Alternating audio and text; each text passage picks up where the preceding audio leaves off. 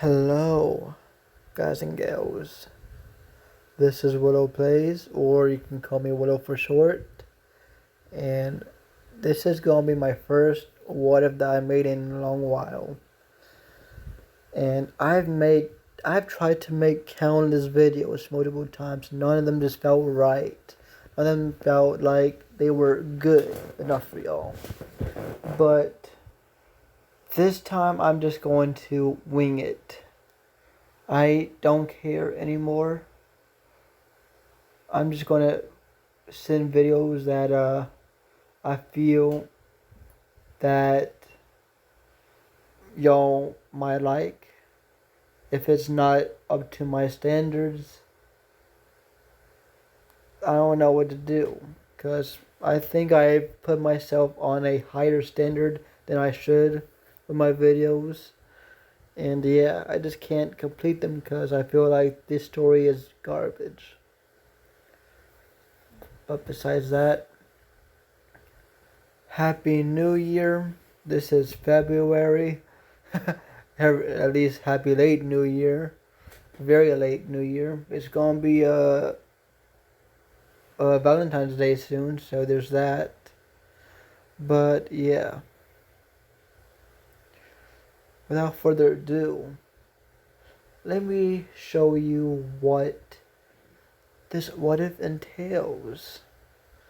As you see me sitting in the chair, looking at a book with the page saying multiverse of Dekus and Femdekus. This is the Willowverse, and I'm going to show you my first story on this dark and twisted multiverse. As I open the book, and you see the thumbnail. You see this thumbnail right here, as this is what if Deku turned into Evelynn from League of Legends. Yeah, I have a few ideas on how to start this what if, but I think I found the right one for the story. So without further ado, thank you all for patiently waiting, and let's dive into this twisted story of someone that died and was reborn into something twisted, a more twisted version of themselves. Viewer discretion is advised. This what if contains violence, blood, death, people killing each other, possibly rape, and blood and guts. This might contain incest as well. Depends on the story that I'm making. So every what if I'm going to though viewer discretion is advised before my how do I say, my what if or my intro. So thank you all, and let me go into my intro. Motherfuckers. My Muncher family.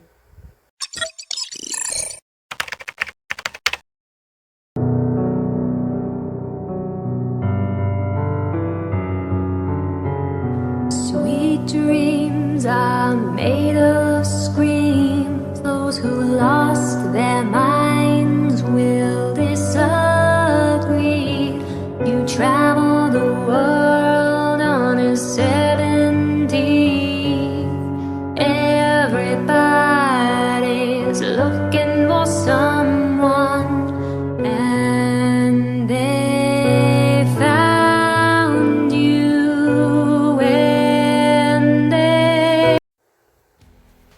Hey, you. Yeah, you. as we hear the voice of a young man as he says,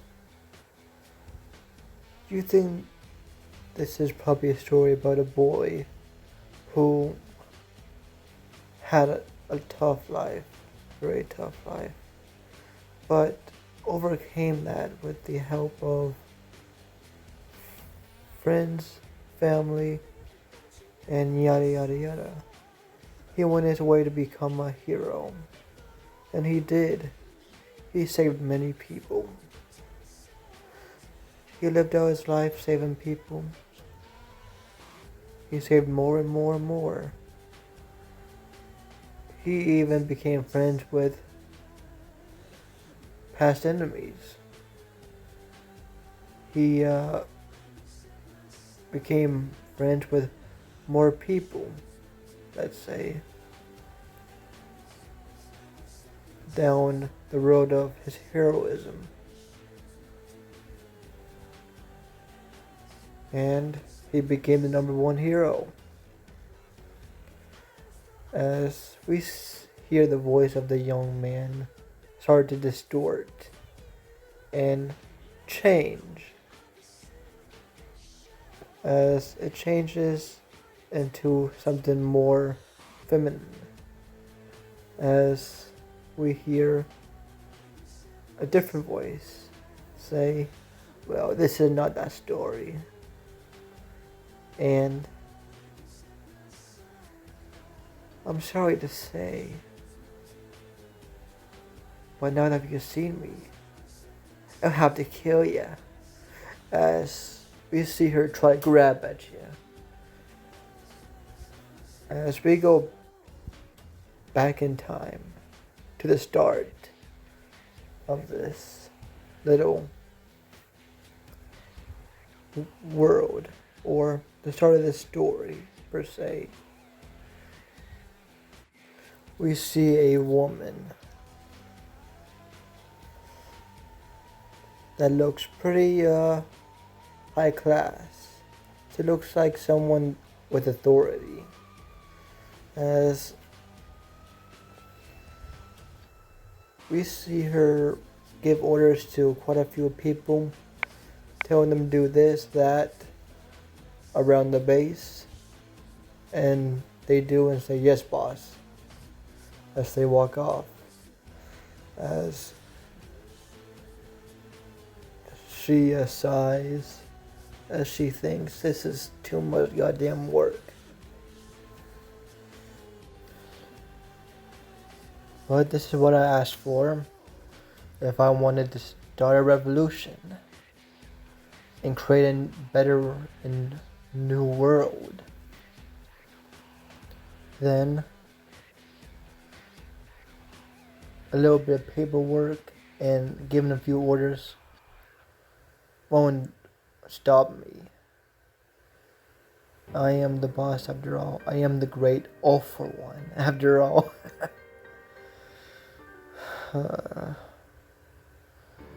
Too bad my brother didn't see it that way. Too bad, huh? As she takes a beer bottle from the table right in front of her, as she takes a swig of it, as she says, "God damn, this tastes like straight up piss." But she continues drinking anyways. As we see, this is pretty much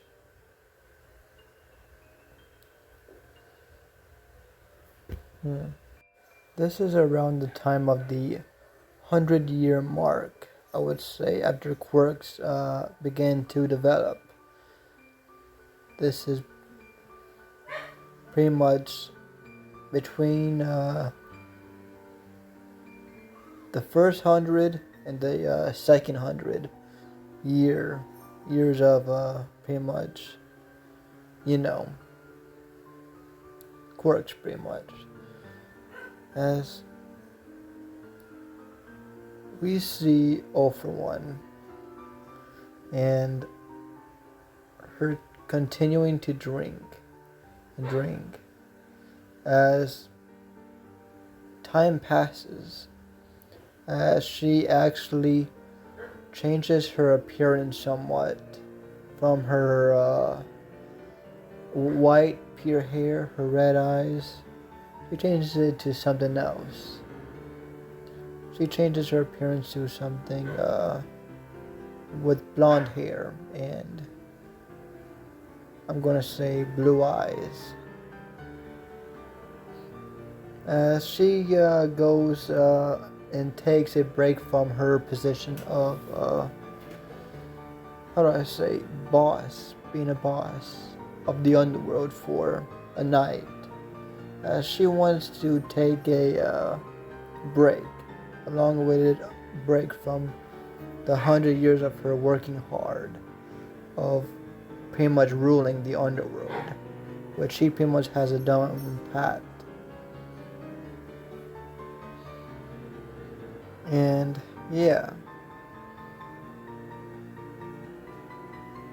as we see her have a good time, she brings a few buddies from work, those that are very close to her, very close and trusted, and she has a good time that night.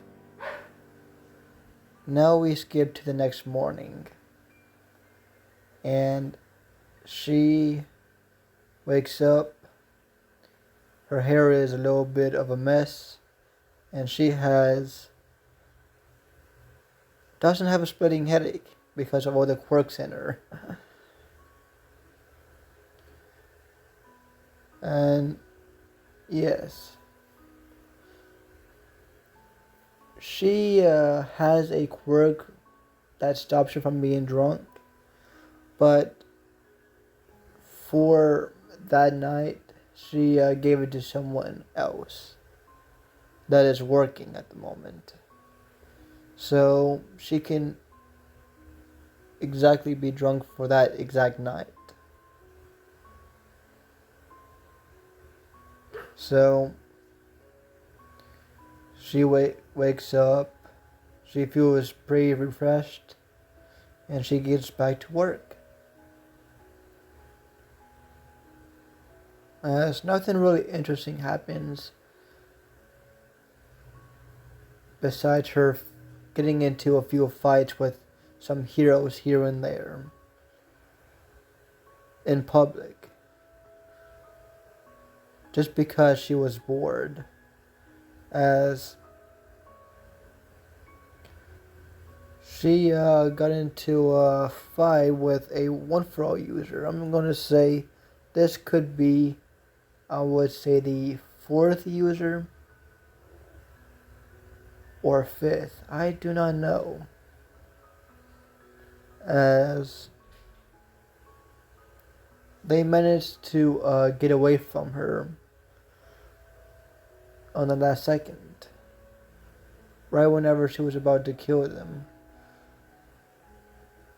As other heroes distracted her, and the 4th or 5th, I'm going to say, one for all user ran away, which made All for One very angry. As in the middle of the fight, she started to feel something in her stomach, as she didn't feel right, as she puked right in the middle of a battlefield. And she kept puking for a few seconds, making the heroes feel a little off. They're like, "What are you pulling here, villain?" As she looks at them like they are freaking stupid. "What am I pulling?" "Are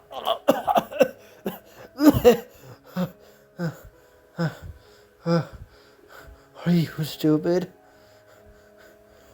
As she uses telekinesis and pulls the one that said that closer to her, and she snaps the hero's neck straight up and throws the hero at the other heroes, as she turns into mist and gets away. As we see her a few blocks down, as she's in the alleyway, as she continues to puke. As she's like, what the fuck? What's going on here? As she has noticed quite recently that she hasn't been feeling the best at 100% peak for some reason. But she doesn't know why. As we see her walk up to her doctor, Dr. Ichigo, the one that we always see, as she didn't give him a slowed down aging quirk, as he has lived quite a bit of time with her by the time that Canon appears. As she tells him what happened, as the doctor says, okay, master, I would just lay down on the table and we will do a few procedures, get some x-ray scans, whatever, and see what's going on with you. As Dr. Ichigo does exactly what he said. He does a few tests here and there, yada yada yada, and after a few hours, or I'm gonna say 45 minutes. I won't say hours, 45 minutes of test. He walks up to her and gives her a X-ray scan. As she looks at the X-ray scan and she sees something in her stomach. And she says, what the fuck is that? That, my dear master, is a baby. You are pregnant. 2 weeks pregnant. As that is the biggest shock that All For One has ever gotten in her life, besides her brother pretty much going against her. That might be still number one. This might be the second most shocking thing in her life. As she says that's impossible. I'm pretty sure I haven't had sex with. As she thinks on the night that she woke up from drinking. As she never remembered that night. As she thinks, did I fucking sleep with someone? Did I fucking sleep with someone? And who dares fucking lay their hands on me without me even knowing?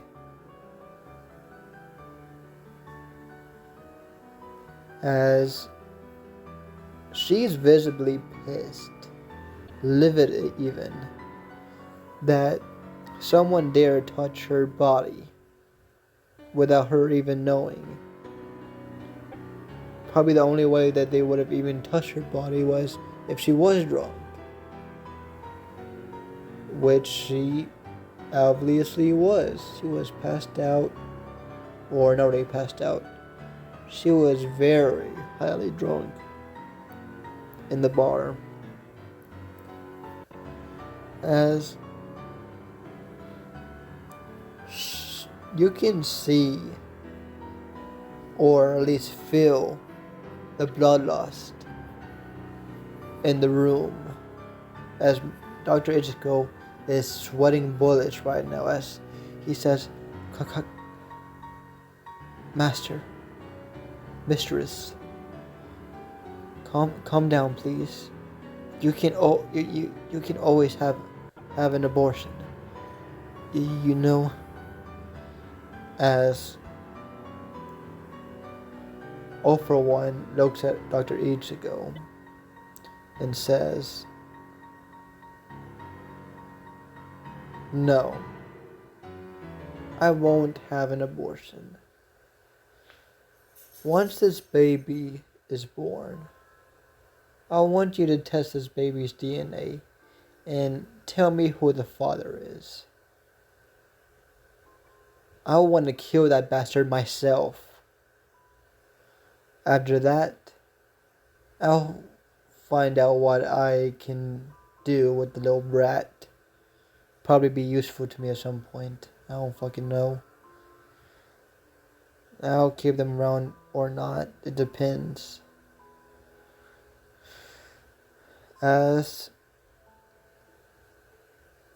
we do a time skip, as 9 months has passed, and yes,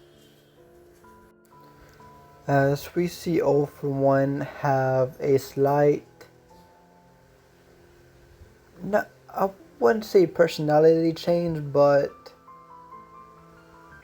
her feelings on the matter of the baby slightly changed a little bit after the how would I say, the 9 months of being pregnant. And I'm gonna be honest, those mothers, okay, I'm talking IRL at the moment.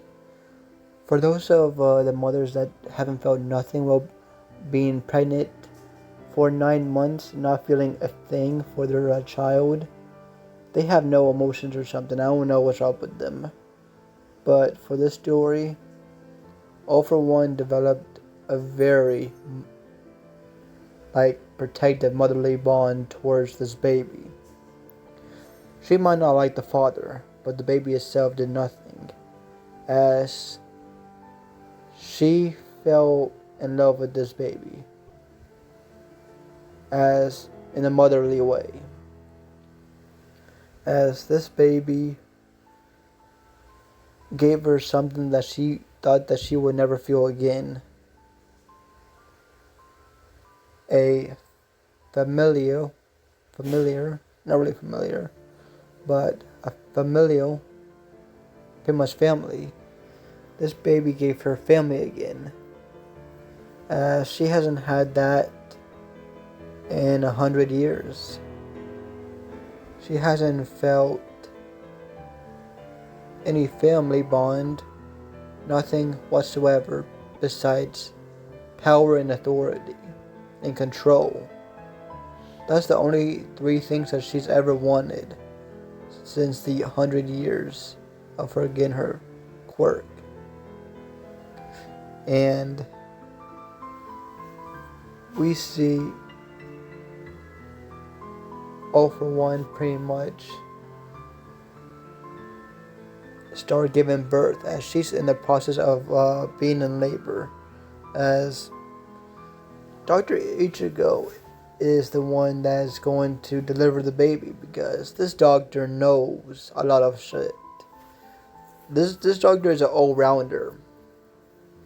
This doctor has been around as much as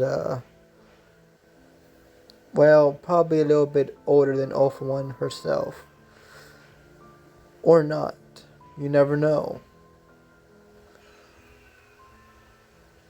No, I won't say that he's older than all for one, no. She found him, I would say, 30 years after her getting her quirk. And starting a revolution, pretty much. As the doctor, with all of his medical knowledge, helps her as she is holding his hand tightly, as it literally breaks some of his fingers while she's delivering the baby. As even with all of her quirks, this pain is not one that you can really stop. The pain can dull a little bit, but yeah, delivering a baby is very fucking painful. As she is shouting and yelling while the doctor's just crying a little bit himself, while his fingers are turning into shards, or the bones inside his two fingers that are being held are being turned to dust by All For One, as he keeps saying, "Push, push, mistress. You can do this." As he says, "I can see the head's out." As we hear crying, as we see All For One do a few more pushes, as she finally gets the baby out, as All For One cuts the cord and pretty much wraps the baby up, as he gives the baby to All For One before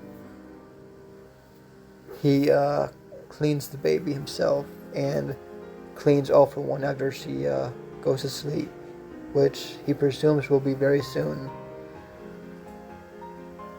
As we see All For One with her hair all plastered onto her head and shoulders, as she's in a black gown with blood over the table that she was laying against, well, not really against, but on top. As we see her, let's say, look at her baby, as she slightly smiles a little bit, as the smile gets a little bit bigger, as this completely shocks Uchiko, as he's never seen her genuinely smile before, as the only type of smile that he's ever seen All For One ever have is a smirk, a devilish evil smirk.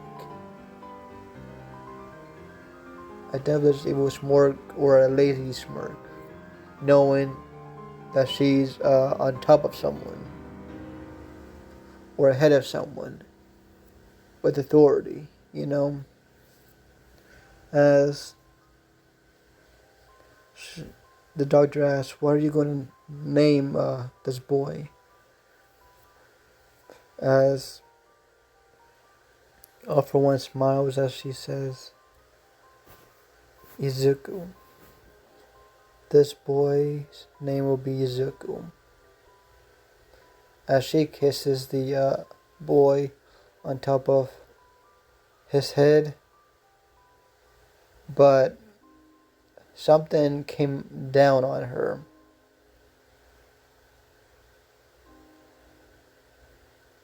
As it weighed in her mind very heavily at that exact moment, whenever she looked at the baby's bright green eyes and happy smile as seeing his mother, as it knows, it just has a connection to this woman. It just knows straight up that it's his mom. As the baby smiles and holds on to the cheek of All For One, as she thinks about all the enemies that she has, as it dawned upon her, all the enemies that she has all the heroes that might want to take Izuku away from her. And she doesn't want to get started on the One For All users. If they actually heard about Izuku, she wouldn't even want to know. She would rather die than let Izuku be raised by one of them or be taken by one of them. She would rather kill her son and herself than let that happen. Or just straight up kill the One For All user. Those goddamn hypocritical assholes. As she looks at her son, as she looks at Ichigo, as she says, take him away. I can't stay with him. This isn't the life that he needs. I can't provide him what he needs. I will love him, but I can't protect him. This life is too much for a kid to survive in. This is too cutthroat, and I can't protect him forever. He just needs a normal life. Did you find who the father is? As the doctor is holding the baby now, as he says, not yet. I haven't even gotten a sample of Zuko's DNA. As he says, do it now. As the doctor indeed does exactly that. As he tells the name of the random man that got Alpha 1 pregnant, as she has an evil smirk on her face. As she says, perfect. As she starts to get drowsy now. As she says, right after I wake up, I'll kill that bastard myself. I'll kill him over and over and over again. As she looks at Izuku one more time, then looks at the doctor and says, send him to a nice orphanage. One that would take care of him.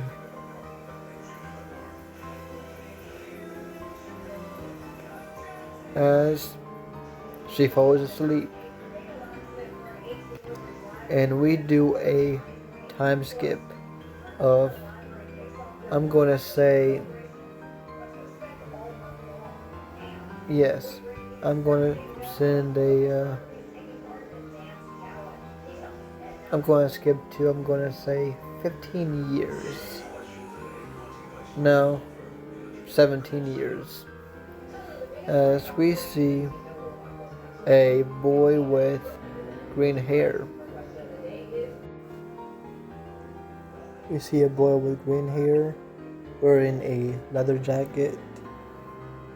As we see him wearing a necklace of a ring and a plain white shirt and leather fingerless gloves with him smoking a cigarette. As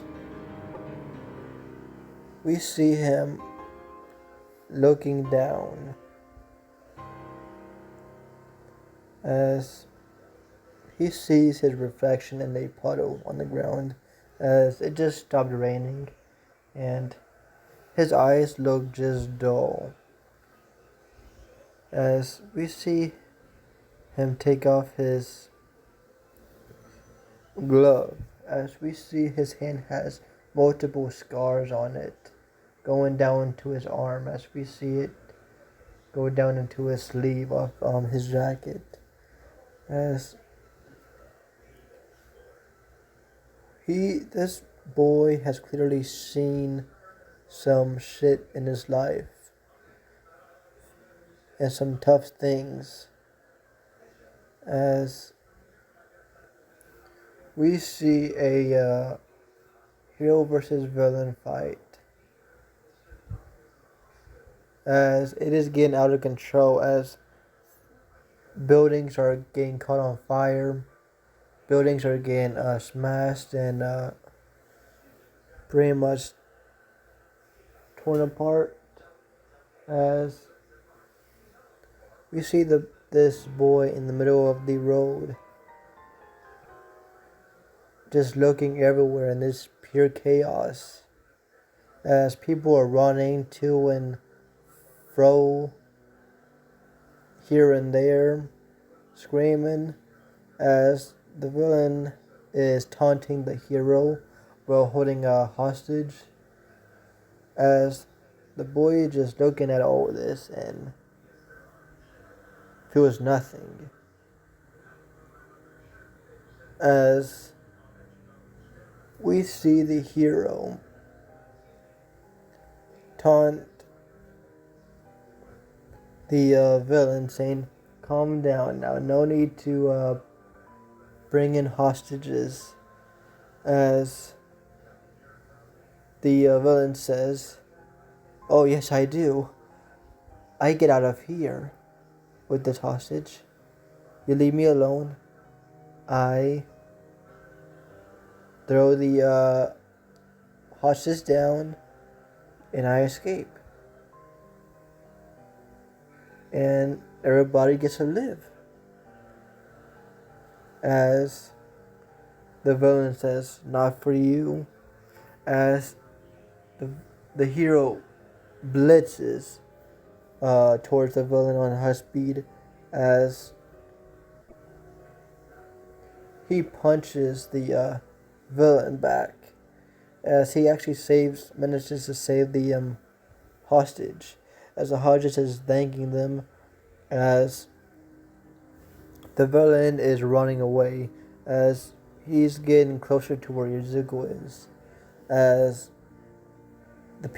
most people have dispersed in the area by now, or some are still looking, but as we see the hero, the villain,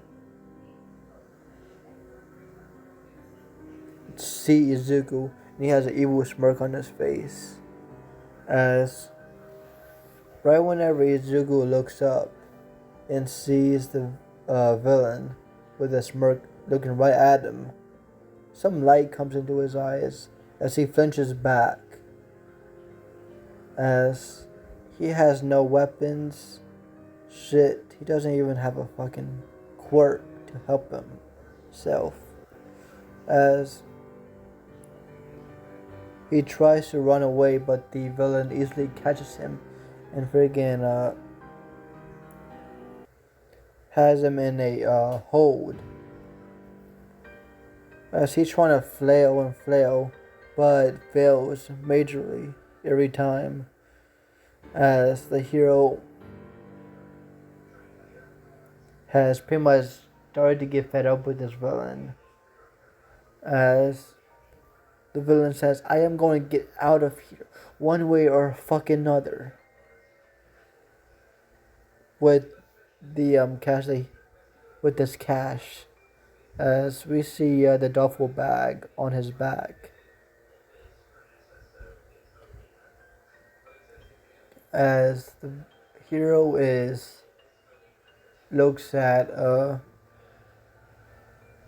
Izuku and asks, "Sir, I got one question for you." As Izuku says, "Yes, yes," as the villain says, "Shut up," as the hero asks, "What is your quirk?" As Izuku goes blank as he says, "I'm quirkless," as the hero looks at him, closes his eyes, nods, and smiles, as we see him blitz once again towards the villain, and he rams his hand right through Izuku towards the villain as he grabs the villain's heart and pulls it out of Izuku's body. As Izuku's eyes went wide, and so did the villain. As the villain slowly backs up and unholds Izuku as he looks down at his chest and looks at the hero, as we see the hero crush his heart as the villain just falls to his knees. At this point, the light in his eyes dies, and he falls face first into the concrete. Oh, Izuku, on the other hand, has a huge hole in his stomach as he backs up a little bit as he tries to turn away and try to walk this off, as his mind is numb. His head is blank. He doesn't know what the fuck just happened. This is supposed to be Hero. The heroes are not supposed to do this. This is impossible. I've had such a shitty life. For it to end like this, for it to end with a fucking hero to do this to me, as we see Izuku's mind in a complete and utter disoriented mess, as Izuku's body starts leaning on the closest wall as that he's on, as he's leaning towards a building's wall, as he's trying to walk it off, getting further and further away from the hero and people with a blood trail, as he stops halfway and he slides down and just sits there, knowing that he can't move his body anymore, as he's still leaning on the building, as he leans his head up on the building, as he's looking up, as he's feeling numb all over. He's feeling cold, as he doesn't want to die. He's gone this far trying to search for his mother or even father. He realized, though he found his father died overseas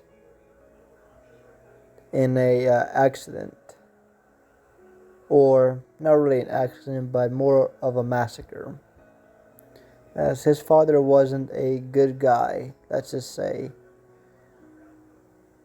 though he tried relentlessly to try to search for his mother, but all he had was the ring on his self. Ever since he was born or been in the orphanage, he's always had the ring on him, saying that it was a keepsake from his mother for him.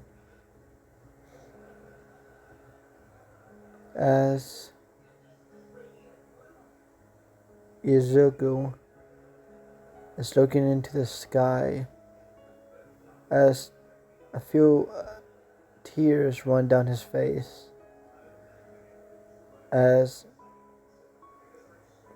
we see him move his hand into a pocket of his jacket as he pulls out a cigarette, and a lighter as he lights a cigarette one final time as he looks up into the air as he says, "This is a shitty world. I fucking hate it. This world has done nothing for me. I wish I could destroy it. Every single human on this planet, probably besides my mom, deserves to die in the most gruesome, painfulest way. Especially that girl that killed me. It's not fair."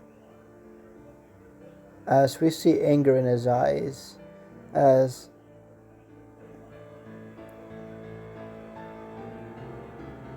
he is bleeding out very fast, as it's a surprise that he has held on this long with a gaping hole on his stomach,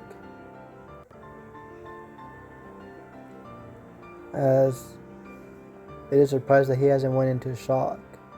He is held on by pure will and determination, as we see the hero walk towards the young man as he kneels down as he says, "I'm sorry, young man, that this had to be done. You were a sacrifice for the greater good." As he tries to give the young man a smile, but Izuku has the most. He has pure hatred showing in his eyes, as we see bloodlust start coming off of him in high degree, as we see him spit the cigarette out as he lets out the puff of smoke in his mouth, as he says, "If I get to live again, you were the first fucking asshole I'll fucking kill. You're the first asshole that's gonna be on my list. That's it. You will fucking die in the most gruesome way possible." As we see him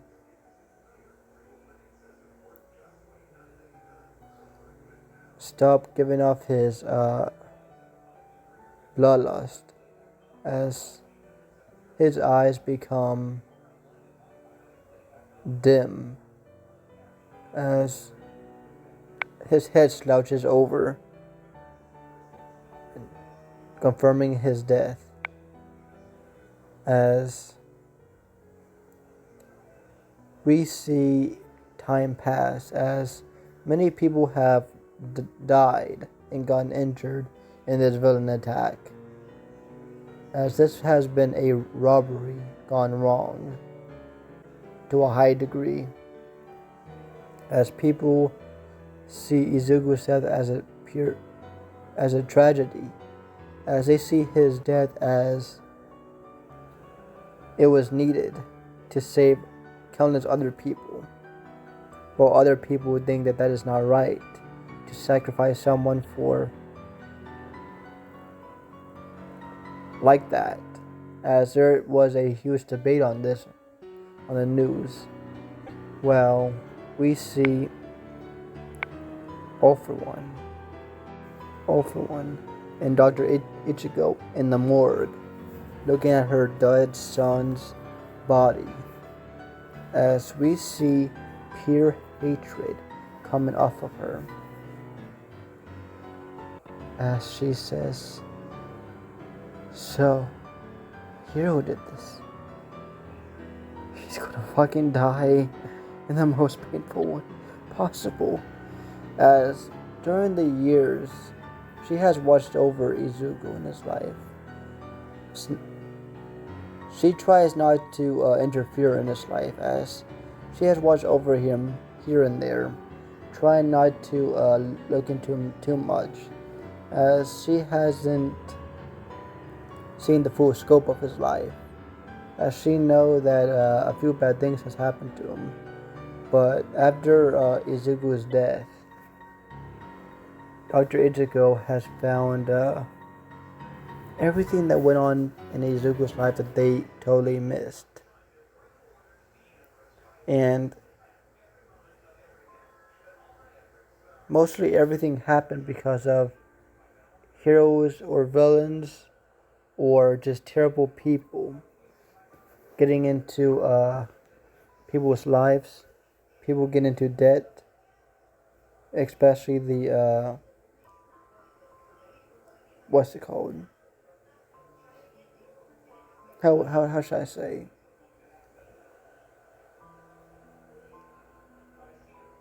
The especially the orphanage that Izuku was in. That's what started this downward spiral of Izuku's life.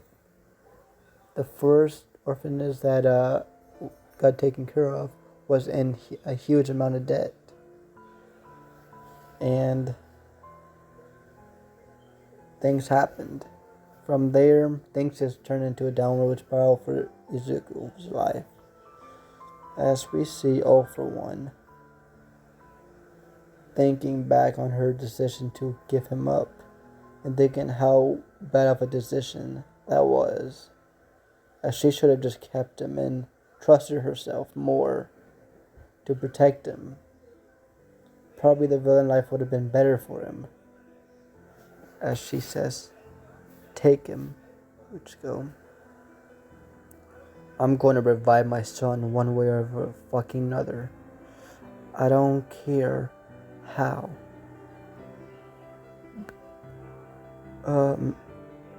Mistress, it's impossible to revive the dead. And the methods that we have right now are that we're trying into the Normal Project. I'm pretty sure you don't want. No, I don't want Izuku to be turned into a mindless creature. No. Izuku deserves more. He deserves better.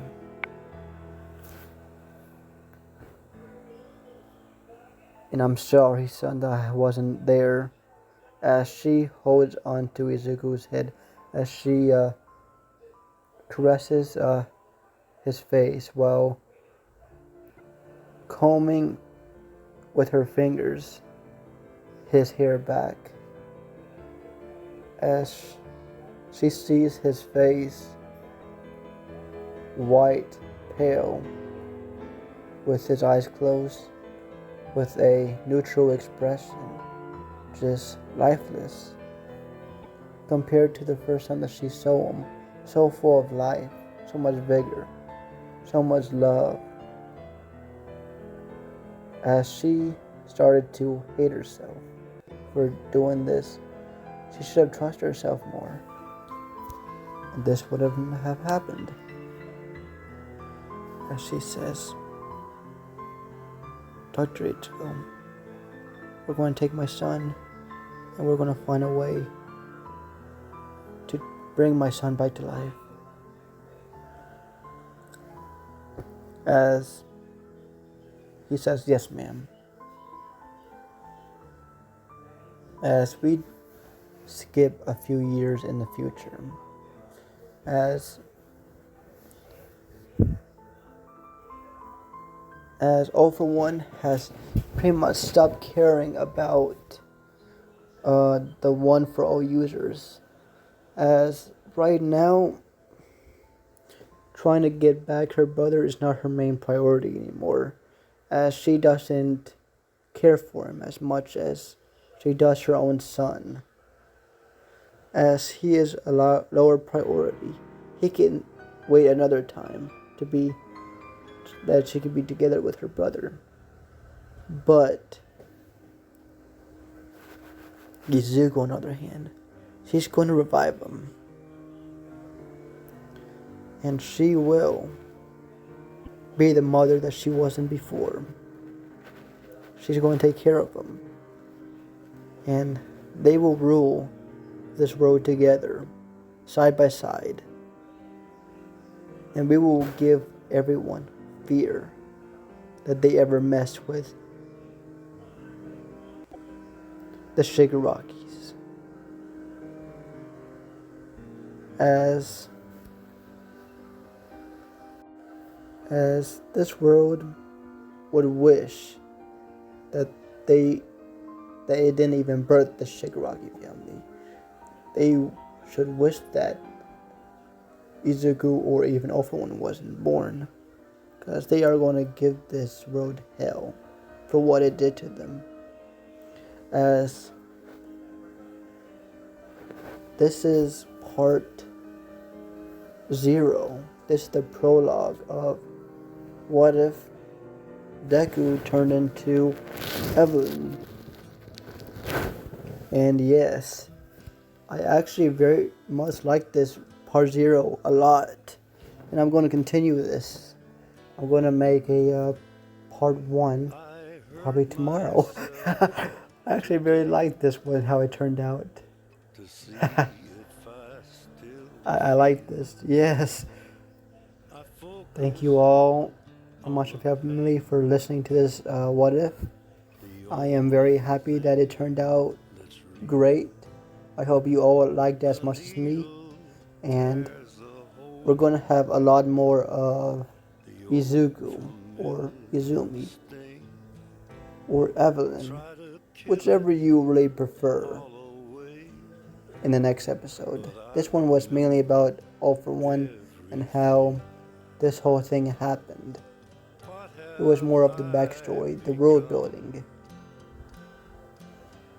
mainly on All For One's part. As I bet y'all were surprised whenever I showed All For One as a woman. Yes, I bet y'all were all surprised. I'm pretty sure y'all all thought that if All For One was a woman, she would probably be like the shipper now, or something. As All For One has always been like the father, as everyone has made him like the father of Izuku. But what if All For One was a female and she was the mother of Izuku and not Inko? As yes, and I'm just going to say yes, the male version of Inko did get All For One pregnant, and she killed him in the accident or the massacre. So in this story, Inko will not be a part of it at all. That was pretty much a reference, as All For One is going to be the only parental figure of Izumi's or Izuku's life. So, thank you all, my monster family, for listening, watching the story, and have a good night or day. Peace out.